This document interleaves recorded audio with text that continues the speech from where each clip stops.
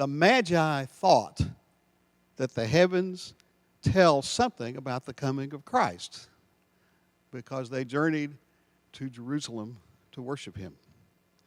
The best way to answer the question, is there something in the stars that tells us about Christ? The best way to answer that is to look at the scriptures and see what the Bible itself says about the stars.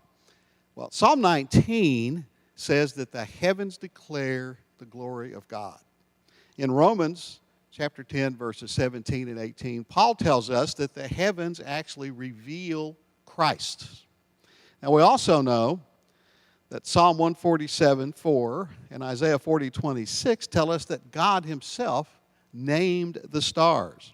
And Job 38:32 tells us that God formed the constellations.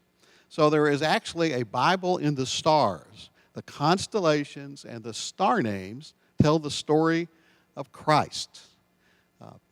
Back in the 19th century, a group of linguists began to unravel the archaeology of the ancient world. And what they found was that these star names go back to the first society of human beings in Sumer, which arose after the flood, and that these names do in fact tell the story of Christ.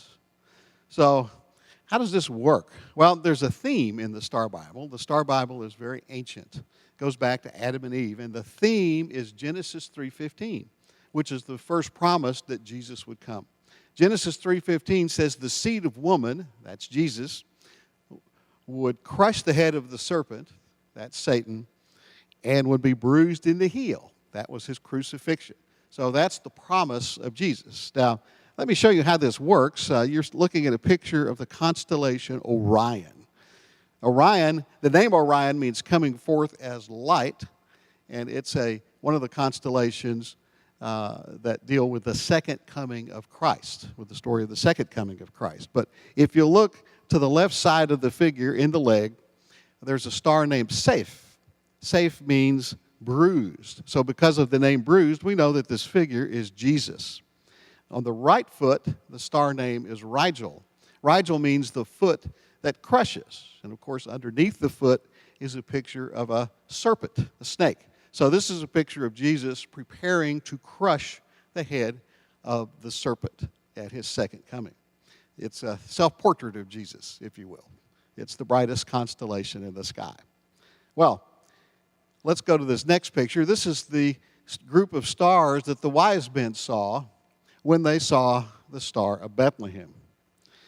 This group of stars is called the Summer Triangle. They're in different constellations, but they're called the Summer Triangle because it's very easily recognizable. In fact, you could see it in the sky tonight.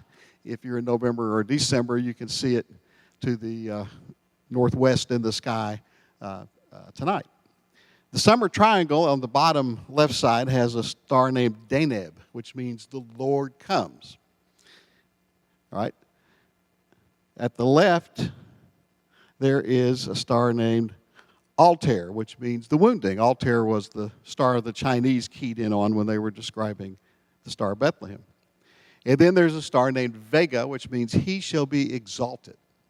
Now, so we see the stars telling a story of Christ who will come, Christ who will be wounded, and Christ who will be exalted. Very similar to the Genesis 3:15 story. We also see the X1 Cygnus in the figure of the Northern Cross. There's a cross, the Northern Cross. And if you look where X1 Cygnus fits, it actually fits on the Northern Cross in the spot where the heel of Jesus would have been nailed in. So this is another picture of the coming of Jesus being bruised and then crushing the head of the serpent. So this is how the stories work. Now, in addition, going back to Psalm 19 a minute, Psalm 19 describes the Son as a bridegroom going through and a champion. A bridegroom going through the chambers of the sky and a champion running his course. Well, that's a picture of Jesus. Jesus is the bridegroom. Jesus is the champion. So the Son actually represents Jesus in the Star Bible. The Son, is the source of life and light on the earth, just like Jesus is. Well, the Son runs through 12 constellations, which we call the signs of the zodiac. Now, the word zodiac doesn't imply anything about the forbidden practice of astrology. Zodiac just means the way. Well, we know the way. Jesus is the way. And the zodiac tells the story of Jesus. Let me give you a couple of examples. The first sign of the zodiac is the constellation Virgo, the promise. Now, along with the constellation Virgo itself, there are 3 other constellations which help tell the story. One of them, Coma Berenices, is the desired son. Well, that's Jesus. One of them, Centaurus, is despised. We know that Jesus was despised. And then another constellation called Butes, which means he comes, as actually a picture of Jesus preparing for his second coming. So the constellation Virgo tells us that Jesus will come, he'll be despised, but he will come back in power. That's the beginning of the story. The end of the story we're now looking at is the constellation Leo. Leo is a picture of a lion. We think of Jesus as the lion of the tribe of Judah. It's a picture of a lion standing over a dead snake. This is the triumph of Jesus where he destroys Satan. The snake is pictured actually as being cut into pieces. And there are also 2 other constellations.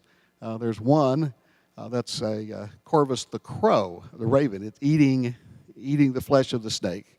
And another, the cup. That's the cup of God's wrath that's poured out on Satan and his followers. This is a picture of the ultimate victory and triumph of Jesus. And also, it's sort of a picture of hell, if you will, hell in the heavens.